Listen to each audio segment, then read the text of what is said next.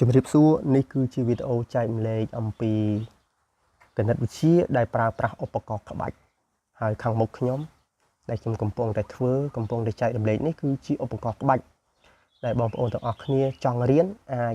ស្វែងរកឧបករណ៍នេះហើយទិញវាយកមកដើម្បីរៀនជាមួយខ្ញុំនិងបងប្អូនផ្សេងទៀតដែលគេចេះឧបករណ៍នេះ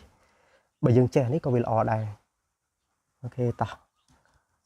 85បូកជាមួយនឹង24 85តាំងនៅខាងស្ដាំនៃក្បាច់លេខ5ឈរនៅលើខ្ទង់រាយឯចំណែកលេខ8ឈរនៅលើខ្ទង់10រីឯចំណែក24តាំងនៅខាងឆ្វេងនៃក្បាច់4ឈរនៅលើខ្ទង់រាយខ្ទង់ទី2ឯចំណែក2ឈរនៅលើខ្ទង់10ខ្ទង់ទី1នៅខាងឆ្វេងនៃក្បាច់ខ្ទង់10បូកខ្ទង់10ខ្ទង់រាយបូកខ្ទង់រាយលក្ខខណ្ឌនៃការធ្វើប្រមាណវិធីក្បាច់យើងដឹងហើយថា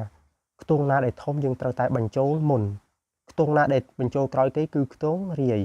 វាប្រច្រាស់គេបញ្ច្រាស់ជាមួយនឹងបងប្អូនដែលធ្វើប្រមាណវិធីគ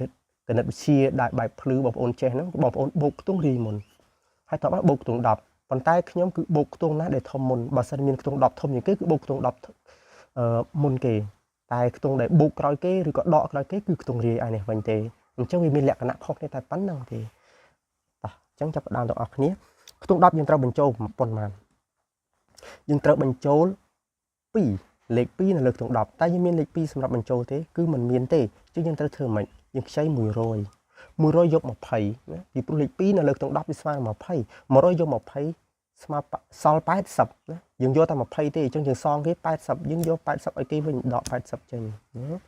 បន្ទាប់មកគឺយើងត្រូវបញ្ចូល4នៅលើខ្ទង់រាយតែយើងមាន4សម្រាប់បញ្ចូលទេខ្ទង់រាយយើងមើល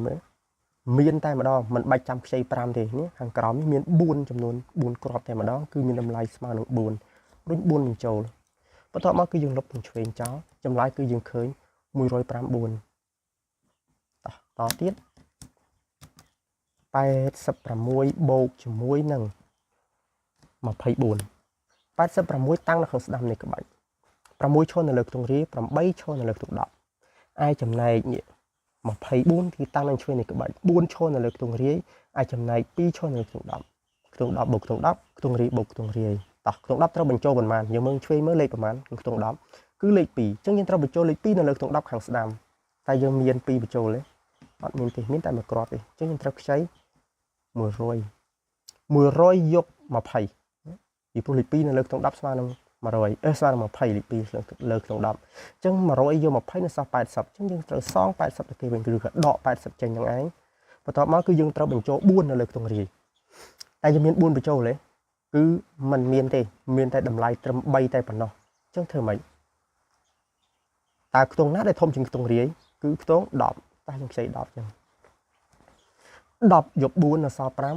ញ្ចឹង6ទម្លាក់ចុះណា6ខ្ទង់រាយគឺទម្លាក់ចុះគឺទាញចេញអញ្ចឹងចម្លើយគឺឃើញមកលុបឆ្វេងចោលសិនចម្លើយគឺឃើញ110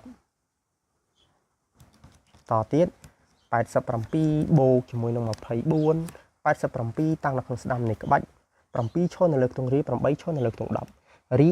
24តាំងនៅខាងឆ្វេងនៃក្បាច់4ឈរនៅលើខ្ទង់រាយ2ឈរនៅលើខ្ទង់10ខ្ទង់10បូកខ្ទង់10ខ្ទង់រាយបូកខ្ទង់រាយតោះខ្ទង់10ត្រូវបញ្ចូលប៉ុន្មានគឺបញ្ចូលលេខ2តើយើងមាន2បញ្ចូលទេខ្ទង់10ខាងស្ដាំมันមានទេអញ្ចឹងយើងត្រូវខ្ចី100យក20ណាលេខ2លើខ្ទង់10ស្មើនឹង20 100យកត្រឹមតែ20ទេអញ្ចឹងនៅសល់ប៉ុន្មានមានហើយយើងយកគេ100រៀលឧទាហរណ៍ណាហើយយើងយកតែ20សេនទេអញ្ចឹងនៅសល់80សេនទៀតអញ្ចឹងយើងត្រូវទម្លាក់80ឲ្យគេវិញយើងយកតែ20តាណោះតទៀតយើងដក80ហើយតមកយើងត្រូវបញ្ចូល4នៅលើខ្ទង់10សំទោសខ្ទង់រាយតែយើងមានទេมันមានទេអញ្ចឹងធ្វើម៉េចខ្ចី10យក4នៅសល់6អញ្ចឹងយើងត្រូវទម្លាក់6ចុះអូខេលុបឆ្វេងចោលតែខាងស្ដាំនេះយើងឃើញប៉ុន្មានឃើញ111តទៀតគឺ88បូកនឹង24ខ្ញុំព្យាយាមចែករំលែកម្ដងតិចម្ដងទេបងប្អូនទាំងអស់គ្នាមើលយូរទៅស៊ាំឲ្យឆាប់ចេះគឺខ្ញុំព្យាយាមចែករំលែកលម្អិតតោះ88តាំងនៅខាងស្ដាំនៃក្បាច់8ទី1គឺឈរនៅលើខ្ទង់រាយនេះ8ទី2នេះគឺឈរនៅលើខ្ទង់10រីឯ24គឺតាំងនៅឆ្វេងនៃក្បាច់4ឈរនៅលើខ្ទង់រាយ2ឈរនៅលើខ្ទង់10ខ្ទង់10បូកខ្ទង់10ខ្ទង់រាយបូកខ្ទង់រាយតោះខ្ទង់10ត្រូវបញ្ចូលប៉ុន្មានយើងមើលឆ្វេងគឺលេខ2 ជាងត្រូវបញ្ចូលលេខ2នៅលើខ្ទង់10អត់មានទេខ្ទង់10ខាងស្ដាំជាងត្រូវខ្ចី100យក20នៅសល់80អញ្ចឹង80ទម្លាក់ចុះតោះខ្ទង់រាយត្រូវបញ្ចូលប៉ុន្មានគឺបញ្ចូល4តែយើងមាន4បញ្ចូលទេมันមានទេយើងមានត្រឹមតែមួយគ្រាប់សម្រាប់បញ្ចូលនេះខ្ទង់រាយអញ្ចឹងយើងត្រូវខ្ចី10យក4នៅសល់5 6អញ្ចឹង6ខ្ទង់រាយទម្លាក់ចោលទាញចេញណាយើងលុបឆ្វេងចោលចម្លើយគឺឃើញប៉ុន្មានគឺឃើញ112អូខេតោះអញ្ចឹងលំហាត់ចុងក្រោយមួយ89បូកជាមួយនឹង24 89តាំងនៅខាងស្ដាំនៃក្បាច់9ឈរនៅលើខ្ទង់រាយ8ឈរនៅលើខ្ទង់10រីឯ24តាំងនៅខាងឆ្វេងនៃក្បាច់4ឈរនៅលើខ្ទង់រាយ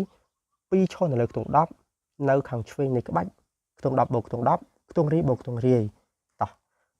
តើខ្ទង់10ខាងស្ដាំយើងត្រូវបញ្ចូលប៉ុន្មានមុនដែលយើងដឹងថាយើងត្រូវបញ្ចូលប៉ុន្មានយើងមើលខាងឆ្វេងខ្ទង់10ខាងឆ្វេងលេខប៉ុន្មានលេខ2អញ្ចឹងយើងត្រូវបញ្ចូលលេខ2នៅលើខ្ទង់10ខាងស្ដាំមានទេมันមានទេអញ្ចឹងយើងត្រូវតែខ្ចី100យក20នៅសល់80អញ្ចឹង80ទម្លាក់ចុះតោះ4ទៅបញ្ចូលខ្ទង់រាយតែយើងមាន4បញ្ចូលទេគឺมันមានទេអញ្ចឹងយើងធ្វើមិនយើងត្រូវខ្ចី10យក4នៅសល់5 6អញ្ចឹងលុប6ចោលនេះខ្ញុំទាញ6ខ្ទង់រាយចេញ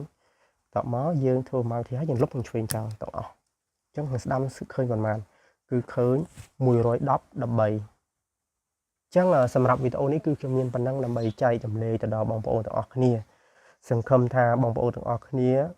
នឹងអាចយល់ប្រសិនជាបងប្អូនមិនសូវយល់បងប្អូនអាច comment នៅក្រោមវីដេអូនេះឬក៏ឆាតសួរតាម inbox page របស់ខ្ញុំបាទក៏បានដែរ